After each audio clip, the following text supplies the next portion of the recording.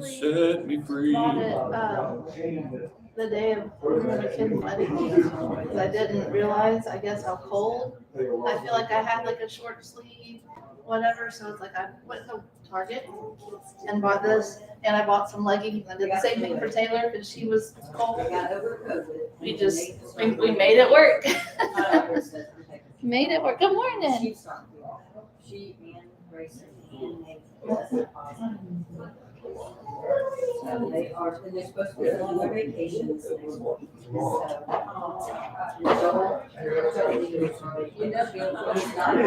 Yeah, he told me. Is he feeling any better this weekend? He texted me. I thought he got it earlier in the week.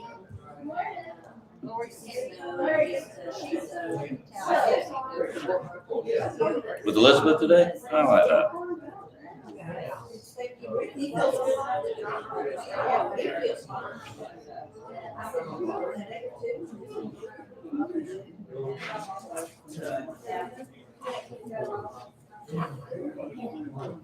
Oh, stop. I didn't catch the link.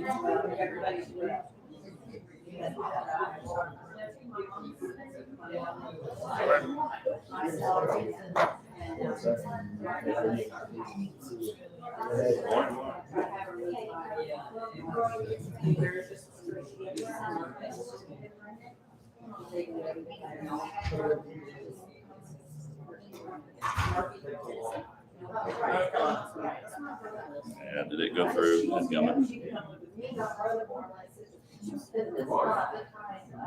She's still paying. I have the feeling that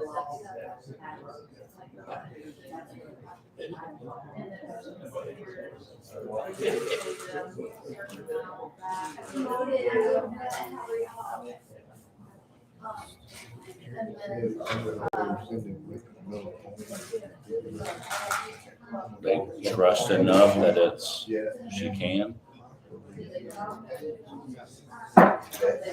I read something about one of those where it's like if it senses something, it automatically does. Or maybe your wife said something about that Wednesday where I'd heard that. But still, that's. No, you can't. It's like pushing you out of the airplane with a hope it works. And still no rhyme or reason or diagnosis of what? Well, then maybe that gives them enough confidence to try.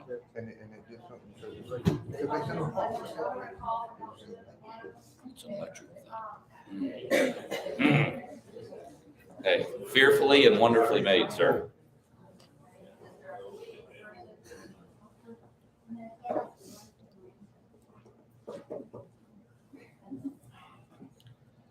I'm pretty sure it's not 8:55. I'm looking up there and I'm pretty sure that ain't right.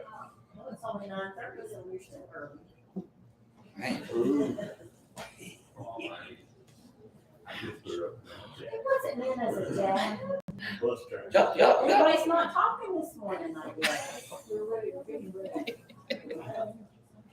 We're all too sick. We're staying away safely. You're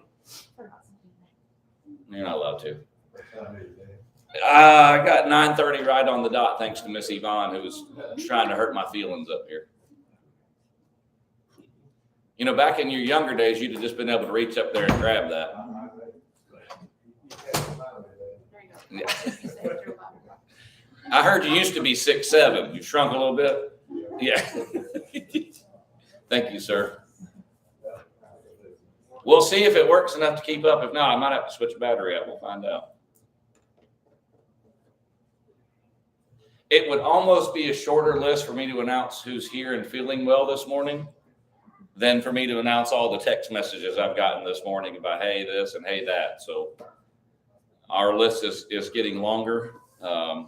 Love people, but love them from a distance this morning is what I would encourage. Especially, if they look like Jamie, I would just stay away anyway, but you're not sick, are you? No. Yeah. Man, thank you for being honest. See, I didn't even have to go there. You went there for me. See, look at you.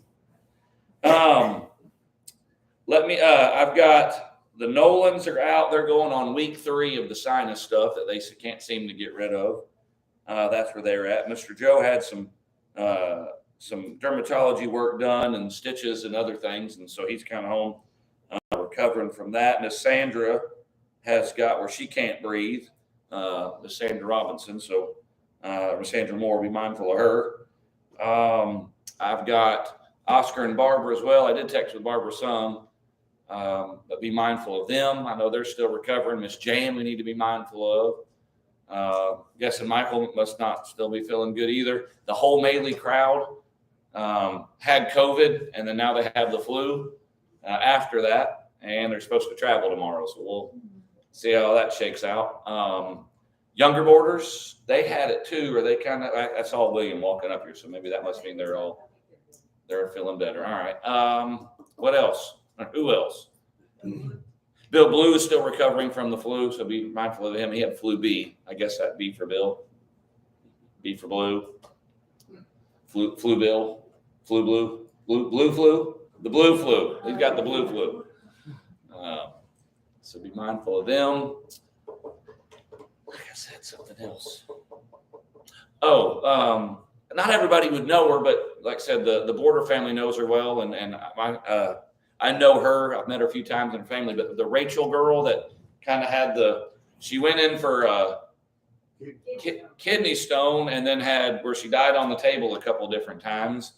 And they think Wes told me something, maybe diagnosed some kind of blood. It wasn't a heart issue. He said it was more of an electrical issue, but they sent her home with a life jacket that I guess if it senses whatever, it automatically zaps you back. And once she gets over she's got sepsis, which I think is probably from the stone.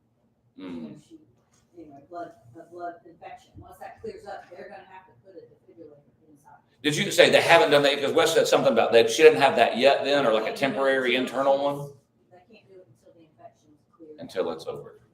But that's scary stuff for that young lady. Like I said, she's probably close to my age, I would say. So young and got young family, so I want to be mindful of that. Anything else or anyone else? We got rocking and rolling. There's a long list. Yeah, they've got some stuff going on down there, so you might say she's recovering from shoulder surgery. Don't mean to do nothing. They pulled up linoleum. They've had some black mold stuff going on, and they found some more. So try to get all that worked out. But I know that's a load to be toted. Any good news y'all got this morning? We're here. Rachel's home-ish, maybe. It's good news that they feel confident enough to let her go. Yes, ma'am. Paperwork for my mother-in-law went through. So what all does that entail? It's the Medicaid went through Okay, good. She's still going to stay in the facility where she's at? right now. Good. Okay. All right. Well, glad she's getting some help. Any other good news? It's probably bad news. Boards are $75 a piece for Caleb. Would that be bad news? Y'all pray for Caleb. Yeah. A cedar board, $75. I feel like I need to go in the board cutting business. Is that pretty good if you can get your hands on some cedar? Well, talk to Caleb because apparently he is, but you need to have a certain variety. So, just say. Grandpa ain't got no boards over there. He don't work no more. He just cooks sausage is all he does. Oh, that's good news. If anybody's hungry for breakfast, you can, find a reason to get up and I can teach you how to sneak into the Wiles house and you can get some sausage out of the refrigerator this morning. So, I'm just saying, if you get bored during Bible class, just text me and I'll text you the instructions. Or we can send Michael over there and he can get it for all of us. No, maybe not. Probably not. All right. It's good to be here, though. Like I said, we got a pile of people sick, and I know it goes without saying, but kind of the post-COVID world, if you're sick, stay home. We love you. We'd love for everybody to be here, but if you're sick, stay home, and that way we don't all get something. Sounds like you're going to get it anyway with what's been going around here. So I'm thankful all y'all have avoided it. How about that? I can be thankful for that, or you've come through it on the other side. So thank you, Lord, for that. Just because I'm actually thinking of it now, Kevin, are you default Oscar now? You can share that duty. If anybody, like Kevin would more than gladly share that load, but until they're back, I just had that in my Based head. on your lesson Wednesday night, my voice is not the right voice to be in. You need somebody a little more outgoing and. What was my I'm lesson pretty Wednesday? monotone, and so you might need somebody that's more entertaining. What did I say Wednesday? Just talking about worship service and conducting ourselves. And I don't even remember. it wasn't directed at me, just in general. I don't remember what I said. I nominate Tyler Slaughter. Tyler, that'd be good. And also, I think I got from my Tyler, today is a fifth Sunday. So song leaders haven't already prepared. It's kind of like the all hands on deck morning for song leading this morning. I know, like my Tyler said. So based on who was going to be here, if you want to lead, we'll do that by committee this morning on a fifth Sunday. I know this is Bible class, but I'd rather think of that now before we get too much further. Are you scripture reader today? Mike is? Okay. All right. Just kind of trying to fill in for, you don't know what all somebody does until they're gone. So Oscar does a lot to kind of keep us all straight. You're going to be song leading. You're going to be song leading. You want to did you do the table last Sunday, Wes? Do you mind doing that this morning? I'm just kind of trying to help. Unless Kevin, as you already said, I'm trying to actually help you out and not even defaulting it to being you per se. Like I said, in the song leading, I got taken care of. I guess I'll do the lesson unless somebody else wants to. Tyler Slaughter might be ready. Trying to think what else. I was going to pressure wash the side of the building. Anybody you want to nominate for that, man? Tyler Slaughter, maybe, I was thinking. He's going to learn all kinds of new skills doing what he's doing now. So, millwright, welding. What department are you starting in, did you say? Forklifts, forklift. Are they actually going to let you drive one? Yeah, I'm certified. Already? Have you seen the YouTube videos of the forklift guy that clips one side and then you get the cascade of like all of them? Like, I don't want to see that in your company, newsletter that goes out there. Have you seen the one where there's like 7 forklifts trying to pick this thing up off this train and it all tips over and the whole train tips over? No, you need to send me that one. Yeah. The whole train. I've seen competitions though where they try to, see if they get one. I think you can drift a forklift in the right scenario, but I wouldn't recommend that you try that when aren't you on probation? Like the initial, not like he hadn't already done anything wrong. It's just, the initial, let's make your 90 days first and then you can get squirrely. Don't Then- run over Henry. Yeah. That'd be all right. Just knock him down. And probably, I think it's OSHA safe that Henry would just put 1 foot on each one of the forks and you could just, that's totally OSHA approved, right? All the way to the top. I mean, I would just want to see what that looked like. I mean, I feel like. With the second forklift on the first set. I've seen those. Have y'all seen, there's a meme that goes around and say, if you want to know why women live longer, and it's like usually videos like that usually come after it. Shooting pulp wads at each other. I'm sure that's OSHA approved, right? Yeah.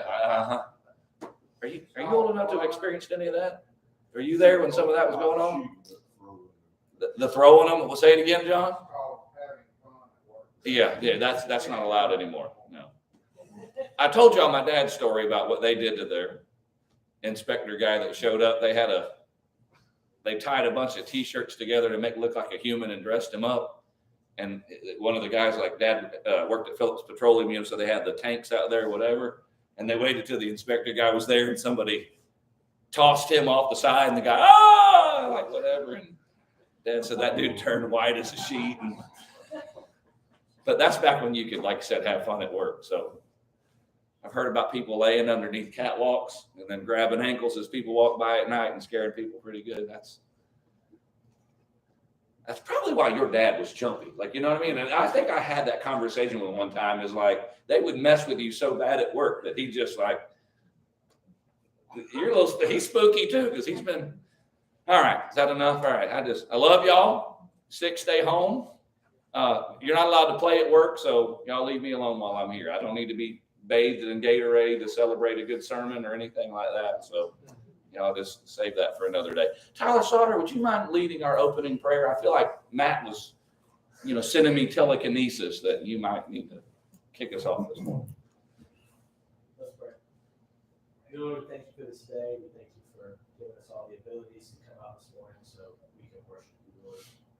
Please be with the ones that are sick, Lord, the ones that need your healing, the ones that are traveling, Lord, be with them, keep them safe, Lord, let them get to their destination safe.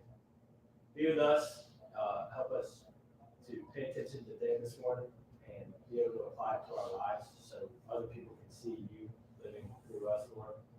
Thank you for all the blessings that you bless us with, and go with us and keep us safe. In Jesus' name I pray. Amen. All right, John 18 is where we are. We have left the upper room, and John 18, the first couple verses are going to tell you where we're headed.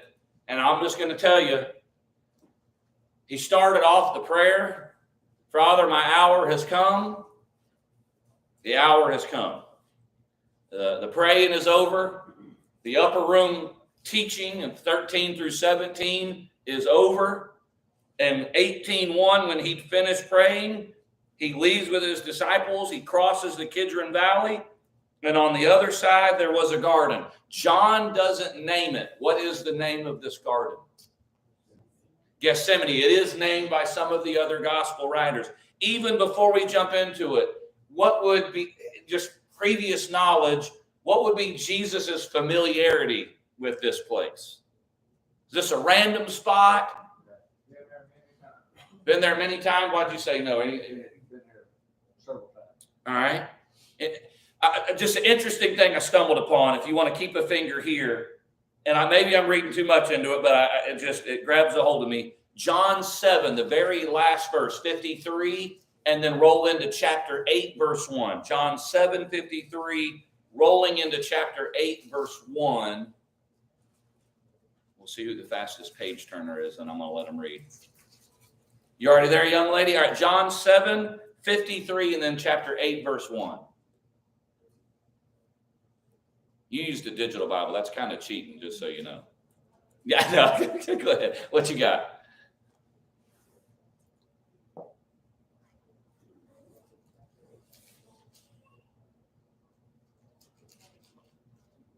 went each to his own house, but Jesus went to the Mount of Olives. I mean, it's kind of simple, but it's, and maybe everybody goes home. Each one goes to their home. Where's Jesus go? Mount of Olives. And we're going to get it in the text. Verse 2. Judas, who betrayed him, what? What is it? What do you mean? Why? How would he know this place? I mean, this is where Jesus retired in prayer many times. This is his safe spot. This is his garden. I read various things about, like, a lot of people would have their own, like, maybe small gardens. Maybe they were gated. Maybe they were locked. Maybe someone had given him a key to this one. Maybe he had access. But this is a place that he and the disciples knew well. I'll have more to say about that in a second, about possibly why he goes here. I think there's multiple faceted. Go ahead. But I think it's comfortable for him. Not included in John is his personal prayer. Y'all know about that one? Luke especially, and others. What unrecorded prayer takes place in this garden that's not recorded in John? I'll give you a hint. Disciples fall asleep. He goes a little further, and he prays something 3 times. Let this cup pass. Father, I've come to do thy will, nevertheless not my will, but thy will be done. If it all willing, let this cup pass, nevertheless not my will. So that is not in John, but we know the other gospel. That's all in here. And that's different gospel writers have different purposes, and John, for whatever reason, doesn't include it. But we know this is all part of the timeline.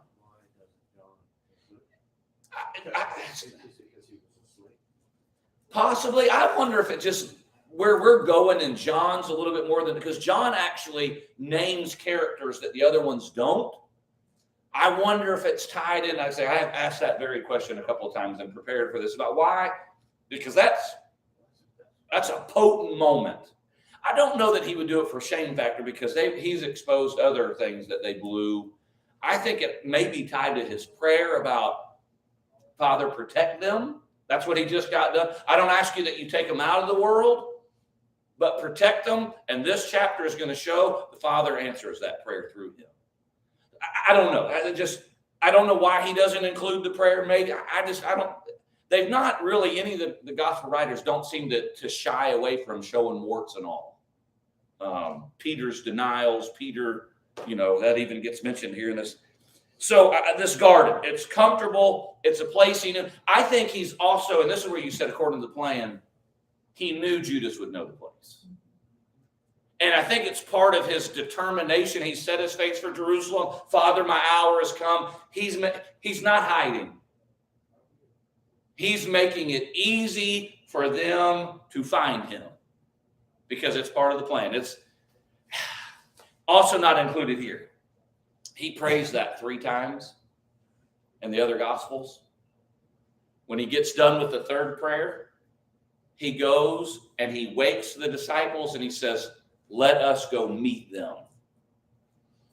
He's not, I think with sweat drops of blood, he has poured his heart out if there's any other way, but we're going to do this. And when he realizes that's, he knows, but he still poured it out in his human flesh. But the power of prayer is, all right, fellas, let's go meet them. And so he's resolved in his decision to do what he's come to do. Were all the disciples at the same time? Except for Judas, I believe. Because they're all in the upper room. They're all in the upper room, other than Judas, because it even mentions that in our 13 through 17 section, that they're all there except for him. So I don't know where else they would be. They would all, I would assume, be traveling together. It doesn't maybe specifically say that, but I would assume they're all there. John, did you have a hand raised on something? I just said, don't let me rush. Like I said, I'm not trying to. Judas, verse 2, who betrayed him, knew the place. And it even says, because Jesus had often met there with his disciples. Now, question on verse 3. Who all comes?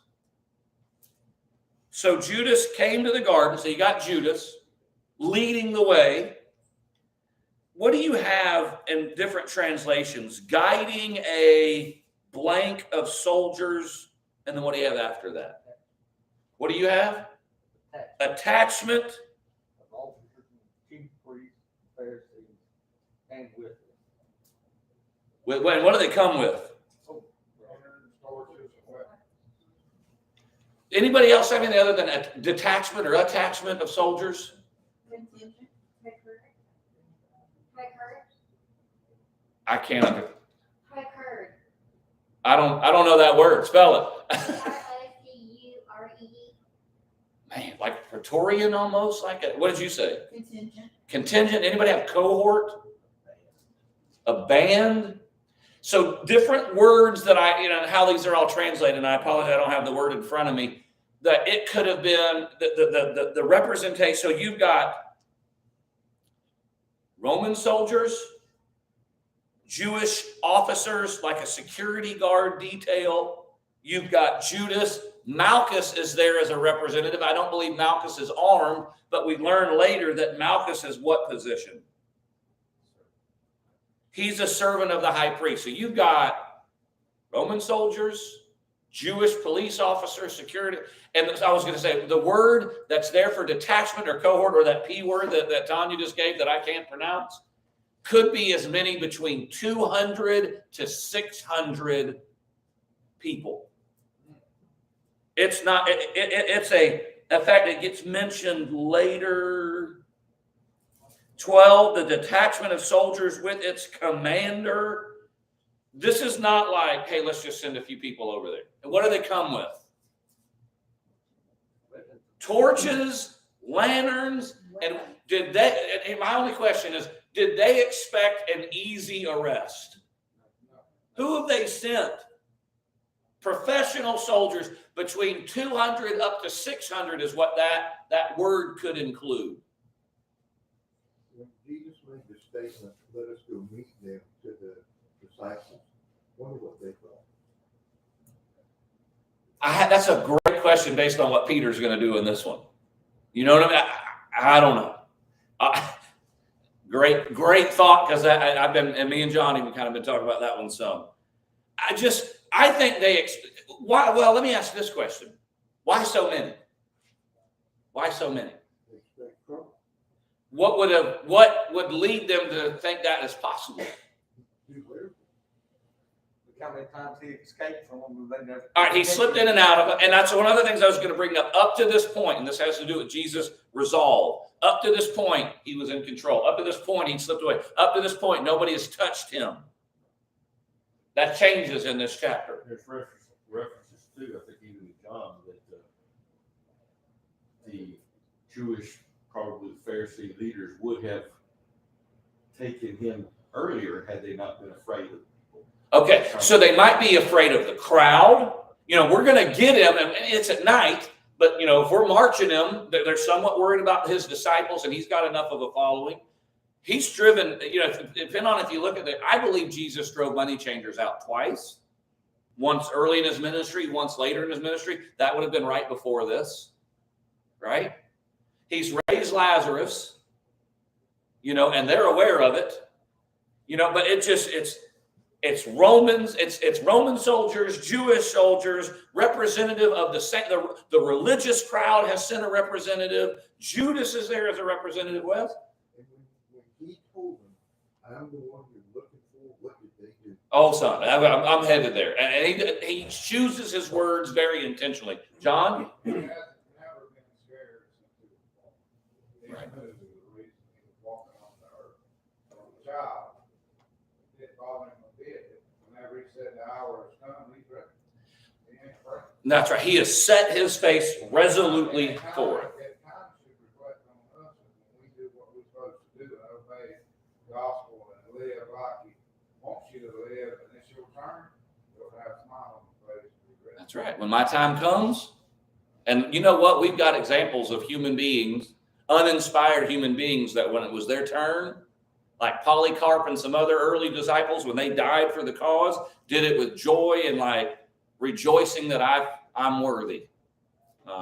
It's powerful. There's powerful. If you believe this stuff, it's powerful. Well, when, you know, he prayed, let this cup Mhm. pass from me. That was kind of his human. It's real. Yes, absolutely. His human side. He's going to say, verse 4.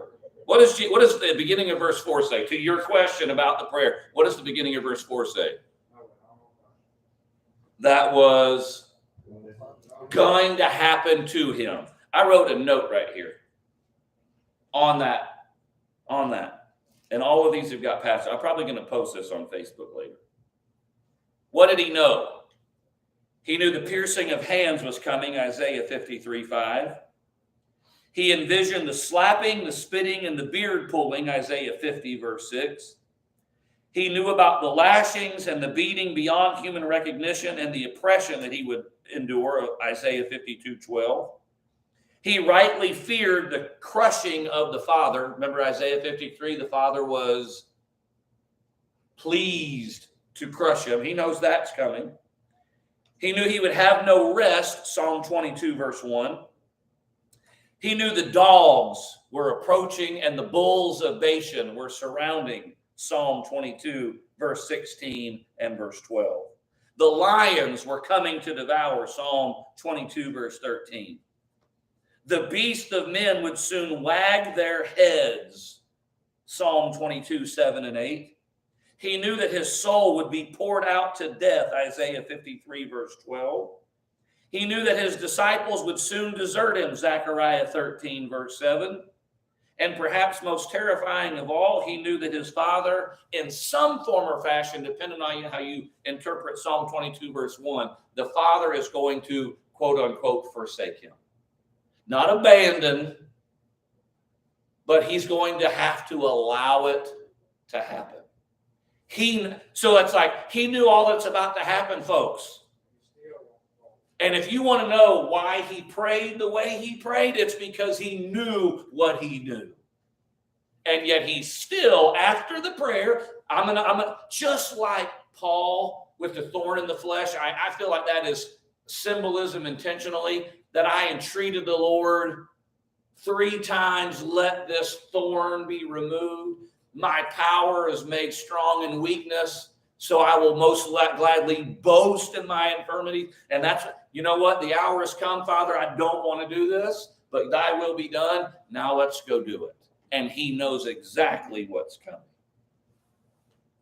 Now we get to, I didn't really finish my thought on carrying torches, lanterns, and weapons. I think they expected to chase. I think they expected him to possibly run or fight or resist. Weapons. Weapons. Jesus, knowing all that was going to happen to him, verse 4, went out and asked them, who are you looking for? Who do you seek? Some of your translations. Who is it that you want? Jesus of Nazareth, they replied. And this is where I don't like where some of our translations add words, because what his response is, Jesus of Nazareth, his actual response is, I am. Not I am he. Forget the he. That's not what he's saying. He's doing it. Same thing he did before in John. We've already read it, right? Before Abraham was, I am. Who are you looking for? Jesus of Nazareth. I am. And to Wes's point,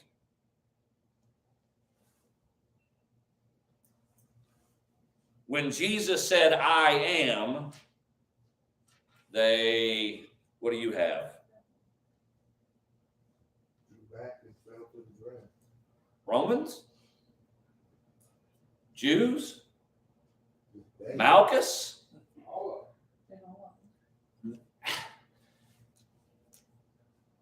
Signs and wonders to confirm.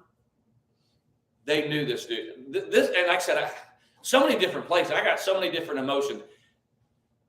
If you want to see just how close-minded you can get, you're scared enough to know that he has power. You're scared because you know there's no denying he raised Lazarus. There's no denying. This man is special. This man has got it. You can try to say he's of the devil all you want, but y'all know something is special here. And scared enough to know that when he responds with the name of God, I am, that you fall on your face. But boy, we're not going to believe him. We're going to arrest him. We're going to bring weapons and torches and whatever. And so again, he asks, who do you seek? Who do you want? You know, I wonder if the end of verse 7, they say from their knees. You know what I mean? I don't know that, but if they draw back and fall to the ground and he's basically, is he in control? Who do you want? Jesus of Nazareth. I told you I am. If you're looking for me, then let these men go.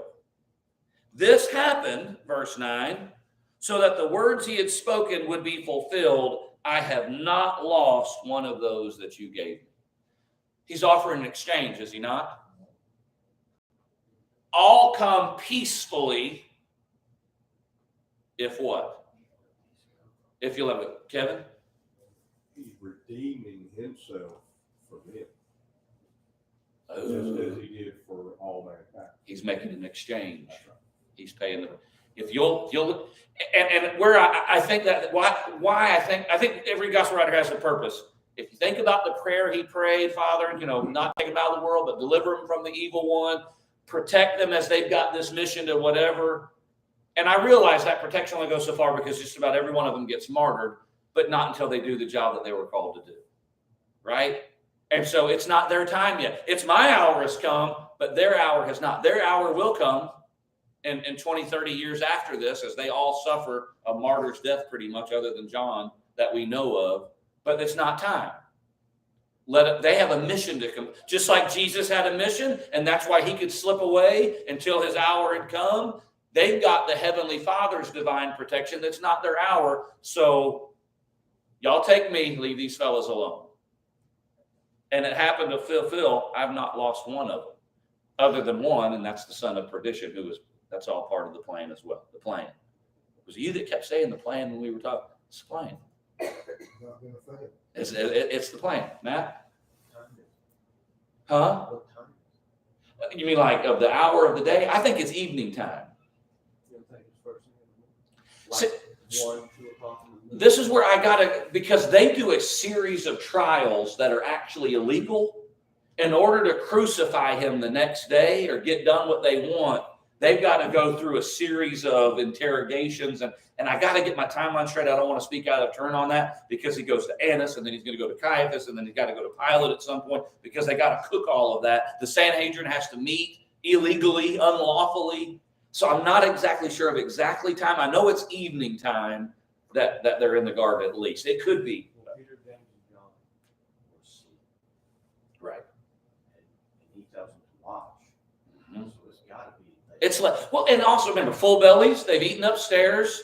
That's gone on into the night, and now they've walked to the garden, and yeah, it's late, and they're tired.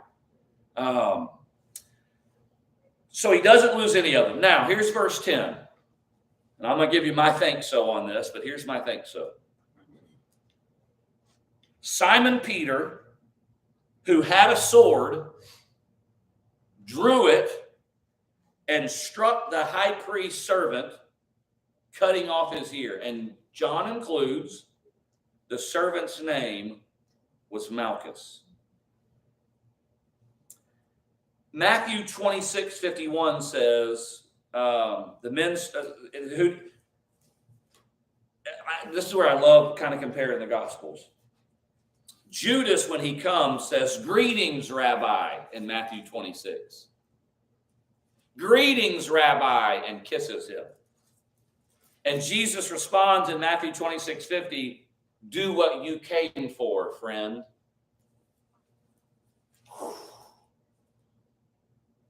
Then the men stepped forward, seized Jesus, and arrested him. You need to see that that's when he swings. It's not like it's let these guys go, I'll come with you. They step forward, and now they've put hands on Jesus.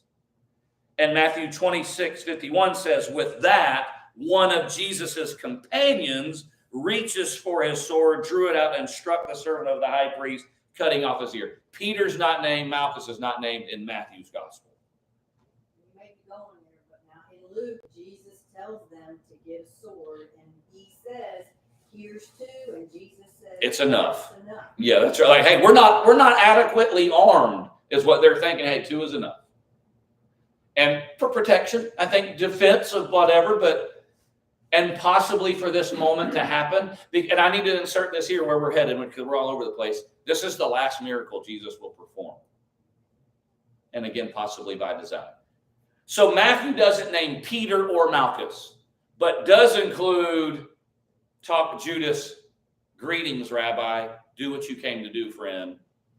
They step forward, they grab a hold of him, and seeing his Lord grabbed a hold of, Peter couldn't handle it. And here's where I said it to John, whatever. And this is my question to all of y'all. We can disagree, but do you think he was aiming for his ear? I don't think he's aiming. I think he's an untrained fisherman with a sword in his hand, and he's doing what his human instinct is telling him to do. He's swinging a sword like he's a home run shot with a baseball bat. Like he takes a swipe, right? All right. Mark 14:47 includes 45. Going at once to Jesus. Well, let me give you 44. Now the betrayer, that's how Judas is referred to in Mark. The betrayer had arranged a signal with them. The one I kiss is the man. Arrest him and lead him away under guard. Judas is saying that. Arrest him and lead him away under guard. Judas is saying that. Going at once to Jesus, Judas says, "Rabbi," and kissed him. The men seized Jesus and arrested him. Then one of those standing near drew his sword and struck the servant of the high priest, cutting off his ear. And Jesus responds, "Am I leading a rebellion that you come out with swords and clubs to capture me? Every day I was with you teaching in the temple courts, and you did not arrest me, but the scriptures must be fulfilled. Then everyone deserted him and fled. Now, obviously not the soldiers, but that's the disciples. Now, Luke 22.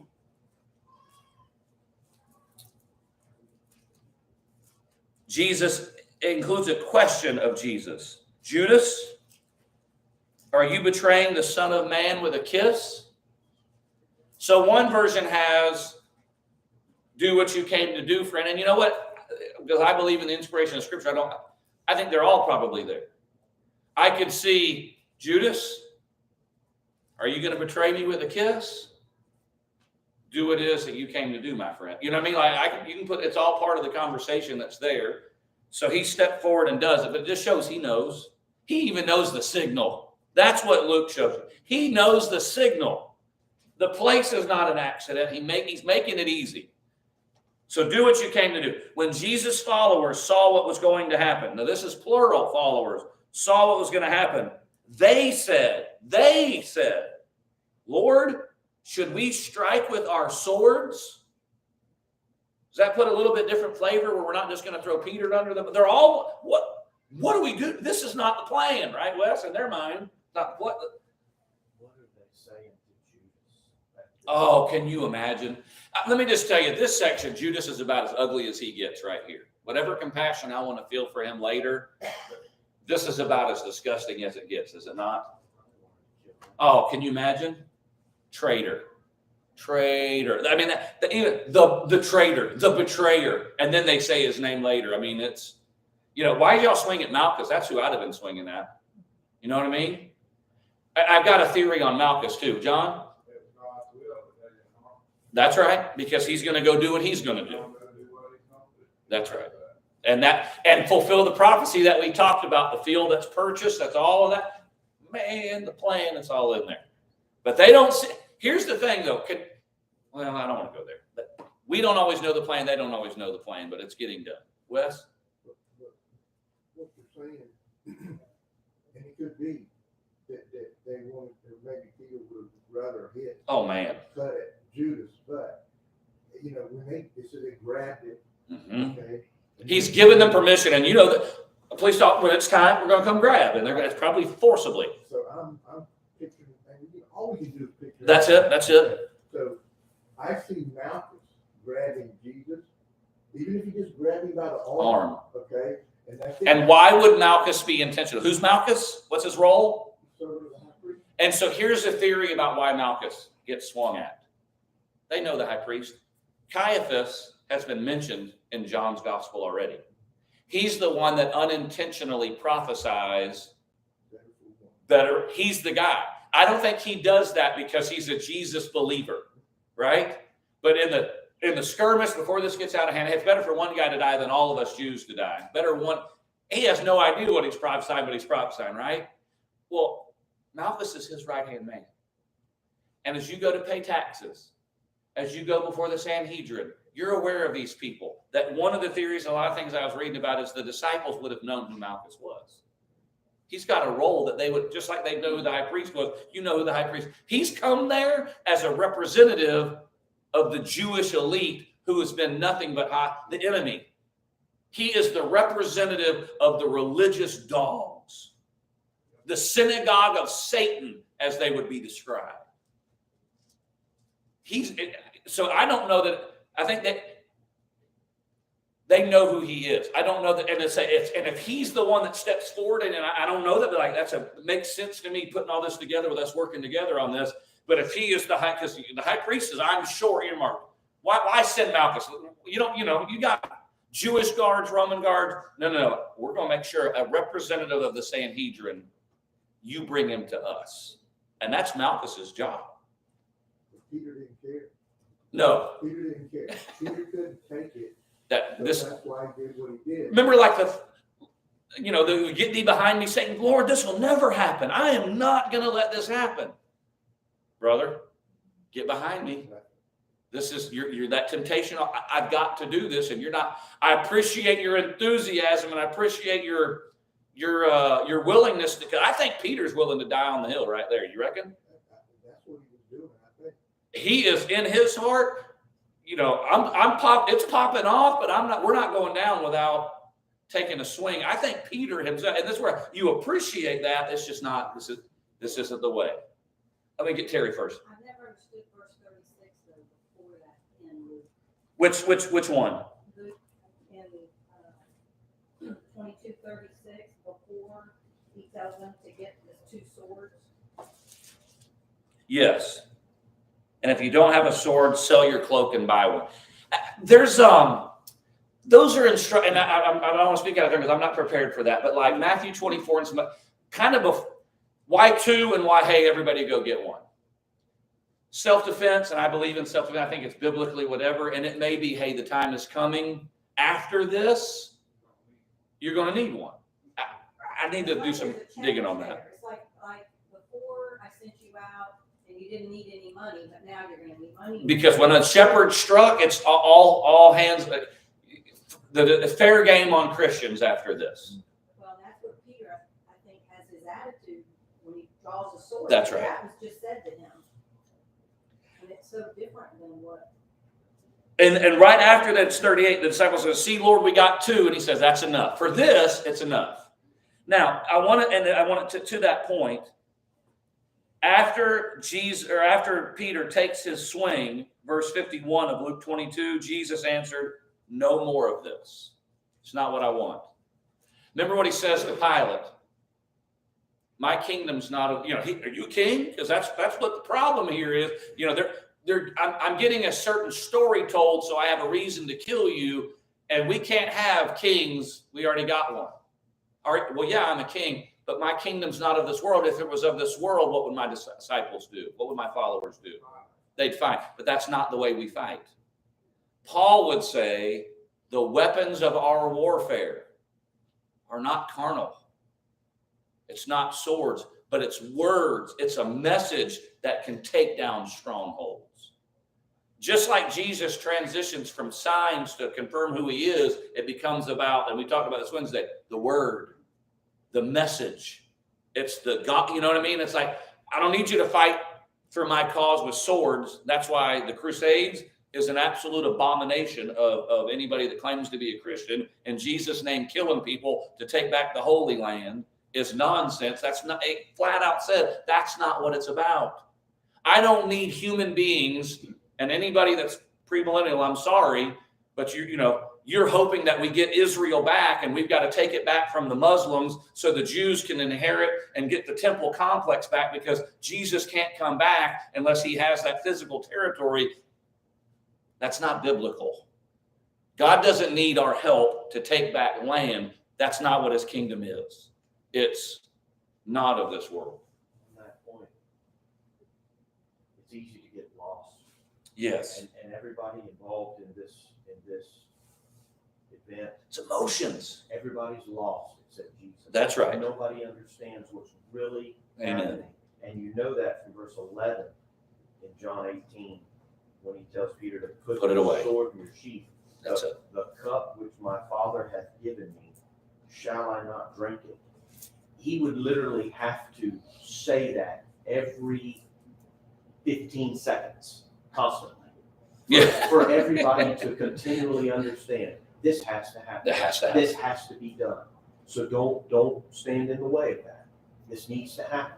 To the point of, don't stand in the way of this, because it's the plan, and Jesus has to tell Peter in that upper room, your emotions, your natural reaction to not letting this happen is, I'm telling you, you're acting like Satan. That initial temptation, Matthew 4, Luke 4, hey, I'll give you all this and you don't have to go to the cross. Just obey me, bow down to me, and you don't have to do this. And it's Satan popping up because he's already prayed, let this cup pass. Y'all are not helping me fighting that way. Exactly. You're making it harder on. It's already hard. It's already a load of mental and emotional. You're not making it easier. Now, I'm going to give you my last thing, and this is a pure Dan Chaney opinions, First Opinions 101. 1,000% is just my think so. I wonder if Malchus is not named because I like to think possibly he becomes Brother Malchus. He gets his ear cut off He doesn't just stop the bleeding. Jesus, with the swipe of his hand, recreates an ear and attaches it back to him. Not sewing it back on like Evander Holyfield and Mike Tyson, right? That has to have made an impression. And why else name him? If not for amongst them to possibly know, because we know other members of the Sanhedrin became believers. We have scriptures, and I don't know, it's 1,000% opinion, but I like to think that Mr. Malchus becomes Brother Malchus after this last miracle Jesus ever performs is this one right here. This is it. All right, we'll stop there. We're going to pick up with 11 where Matt left off, and I want you to really think about, shall I not drink the cup? Shall I not drink the cup? And we'll proceed on from there.